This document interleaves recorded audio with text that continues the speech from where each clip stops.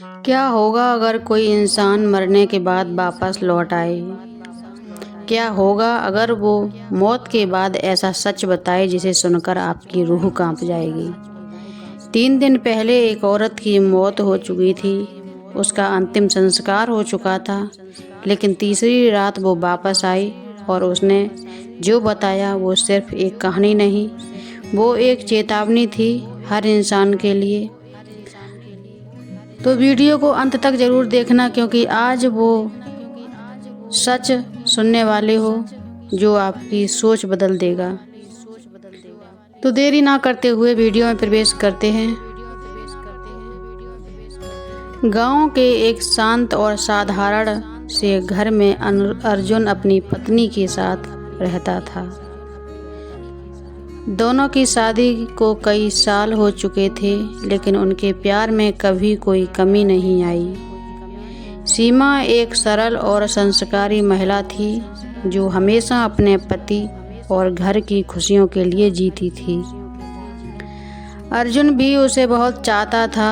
उनके बीच का रिश्ता इतना गहरा था कि पूरे गांव में लोग उनकी मिसाल दिया करते थे। उनकी जिंदगी बहुत अमीर तो नहीं थी, लेकिन संतोष और प्यार से भरी हुई थी। सुबह होते ही सीमा घर के कामों में लग जाती और अर्जुन खेतों में काम करने चला जाता। शाम को जब वह लौटता तो सीमा मुस्कुराते हुए दरवाजे पर उसका इंतजार करती। दोनों साथ बैठकर खाना खाते और दिन भर की बातें करते।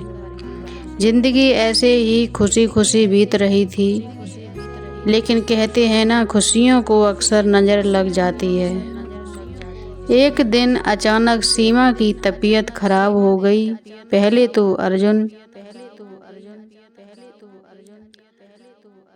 पहले तो अर्जुन ने सोचा कि मामूली बुखार होगा, लेकिन धीरे धीरे उसकी हालत बिगड़ने लगी। गांव के वैद्य को बुलाया गया, लेकिन कोई फायदा नहीं हुआ। कुछ ही घंटों में सीमा की हालत इतनी खराब हो गई कि वह सांस लेने के लिए संघर्ष करने लगी। अर्जुन की आंखों में डर साफ दिख रहा था। वह बार बार भगवान से प्रार्थना कर रहा था, हे भगवान, मेरी सीमा को बचा लो, मैं उसके बिना नहीं जी पाऊंगा। लेकिन किस्मत को कुछ और ही मंजूर था। कुछ ही देर में सीमा ने अर्जुन का हाथ कसकर पकड़ा और उसकी आंखों में आंसू थे। उसने धीमी आवाज में कहा, अर्जुन, अपना ख्याल रखना। और फिर उसकी सांसें हमेशा के लिए थम गईं। उस पल अर्जुन की दुनिया खत्म हो गई। उसे ऐसा लगा कि जैसे उसकी पूरी जिंदगी उजड़ गई हो। वह जोर जोर से रोने लगा, लेकिन अब कोई उसे वापस नहीं ला सकता था। पूरा गांव इकट्ठा हो गया। सभी ने अर्जुन को संभालने की कोशिश की, लेकिन उसका दर्द कोई नहीं समझ सकता था। अगले दिन सीमा का अंतिम संस्कार कर दिया गया। आग की लपटों में उसकी यादें भी जैसे जलकर राख हो गई हों। अर्जुन अब बिल्कुल अकेला हो चुका था।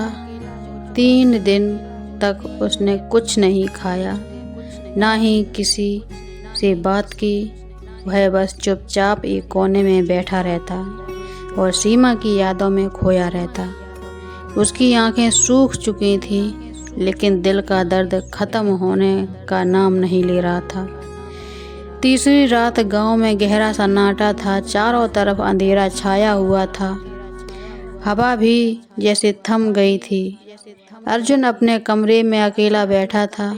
अचानक उसे लगा जैसे दरवाजे पर कोई दस्तक दे रहा हो। ठक ठक की आवाज आई। उसने सोचा शायद उसका भ्रम होगा, लेकिन फिर भी आवाज आई, ठक ठक की। अर्जुन का दिल जोर जोर से धड़कने लगा। वह धीरे धीरे दरवाजे पर गया।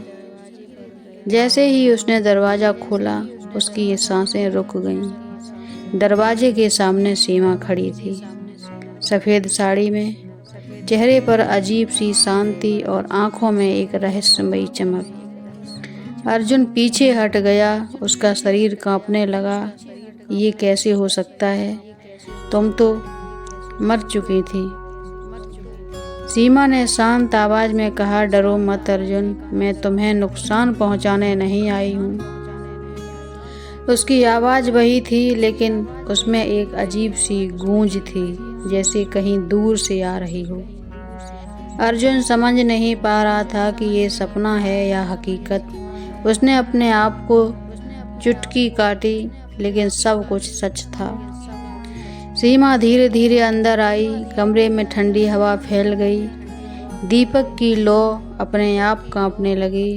अर्जुन की आवाज़ कांप रही थी, तुम यहाँ क्यों आई हो? सीमा ने उसकी ओर देखा और बोली, मैं तुम्हें एक सच बताने आई हूँ, ऐसा सच जिसे जानना बहुत ज़रूरी है। अर्जुन चुप हो गया। उसका डर अब धीरे धीरे जिज्ञासा में बदल रहा था।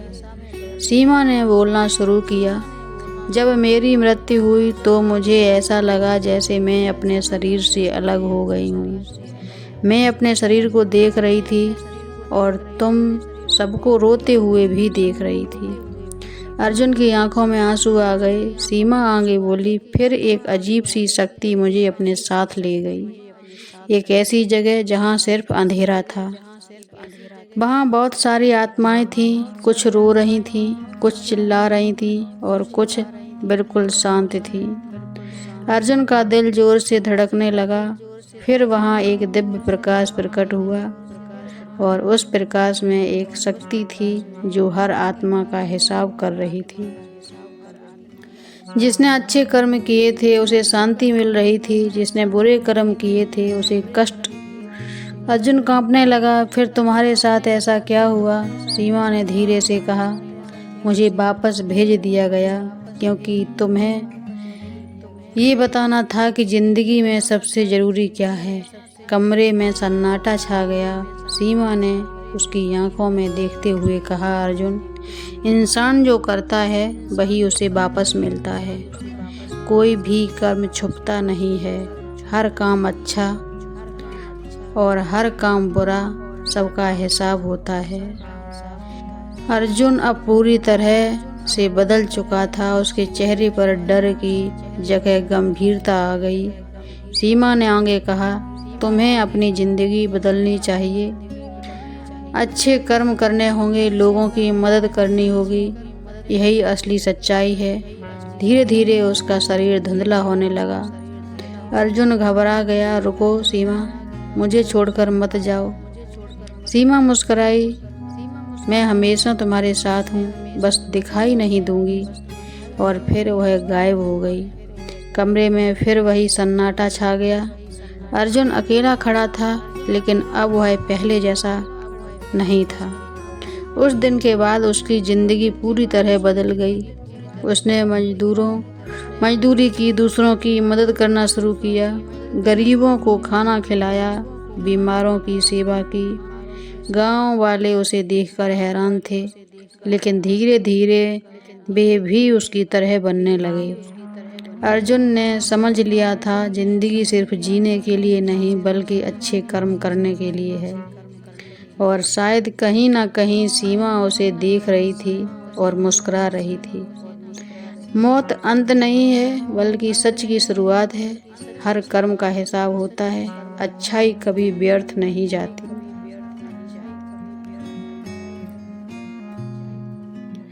तो दोस्तों, आपने देखा, मौत सिर्फ शरीर का अंत है, लेकिन आत्मा और कर्म कभी खत्म नहीं होते। आज की कहानी हमें ये सिखाती है कि हर अच्छा और बुरा काम कहीं ना कहीं दर्ज होता है और एक दिन उसका हिसाब ज़रूर होता है। अब सवाल ये है, आपकी अपनी ज़िंदगी कैसे जी रहे हो? अगर इस कहानी ने आपको ज़रा सा भी सोचने पर मजबूर किया हो तो इस वीडियो को एक लाइक ज़रूर कर देना और इसे अपने दोस्तों और परिवार के साथ शेयर करना, क्योंकि ये सिर्फ कहानी नहीं, एक सच्चाई है जिसे हर किसी को जानना चाहिए। और अगर आप ऐसी ही दिल छू लेने वाली रहस्यमयी कहानियाँ सुनना चाहते हो तो चैनल को सब्सक्राइब ज़रूर करो। मिलते हैं अगली कहानी में एक और चौंकाने वाले सच के साथ। तब तक के लिए जय श्री कृष्ण।